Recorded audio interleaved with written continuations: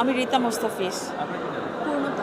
Award ফাংশনে এর আগে আসা হয়েছে না এই প্রথম? হ্যাঁ, আমি এই অ্যাওয়ার্ড প্রোগ্রামে প্রথম থেকেই আসি। বর্তমান যে অ্যাওয়ার্ড ফাংশনগুলো হচ্ছে এগুলো নিয়ে মানুষের আগ্রহ নাই আগের মতো। আগে যেমন অ্যাওয়ার্ড নিয়ে বিতর্ক হইতো না, এখন মনে করে যে মানুষ যে এখন যাদেরকে অ্যাওয়ার্ড দেওয়া হয় এরা অযোগ্য মানুষকে অ্যাওয়ার্ড দেওয়া হয় এবং অ্যাওয়ার্ড কিনতে পাওয়া যায়। এই ব্যাপারটা নিয়ে আপনি কি বলবেন? অযোগ্য মানুষকে অ্যাওয়ার্ড দেওয়া হয় এই কথা বলতে গেলে আসলে বলতে হয় যে আমাদের দর্শক শ্রোতারা যেরকম ঠিক সেই রকমই অ্যাওয়ার্ডটা সেরকম উপলব্ধিটা সেরকম করে বলে অ্যাওয়ার্ডটাও সেরকম দেয়া হয় আমার মনে হয়। যা আপনি কি মনে করেন? আসলে এক একজনের অপিনিয়ন এক এক রকম। আমি পজিটিভই থাকতে চাই। নিশু, শাকিব খান, সিয়াম আহমেদ সবচাইতে বেস্ট পপুলার কি? শাকিব খান আমার মনে হয়। Afran Nisho most popular. সবচাইতে বেশি জনপ্রিয় কি আফরান নিশো?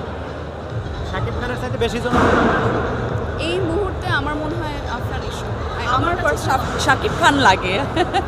যেমন আমার কাছে শাকিব খানকে ভালো লাগে। এই প্রজন্মে যারা আছেন, যারা টিনেজার, তারা অবশ্যই আফরান নিশোকে পছন্দ করে। আমি বলছি সবচাইতে জনপ্রিয় কি বাংলাদেশ? জনপ্রিয় শাকিব খান। হতে পারে, আমি তো এত অ্যাক্টিভ না। বেস্ট পপুলার অ্যাওয়ার্ড দেওয়া হয়েছে আজকে, সেখানে শাকিব খানের অ্যাওয়ার্ড না দিয়ে দিয়েছে নিশুরে, তাহলে এটা কি সলিড হইলো দেওয়া? না, আফরান নিশো ওর যোগ্যতায় ওর পুরস্কার নিয়েছে, আমি এটা মনে করি না।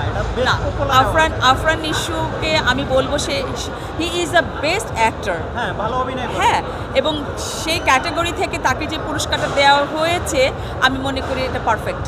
আমি মনে করি, আমি শাকিব খানের ভক্ত, আমি শাকিব খানকে পছন্দ করি।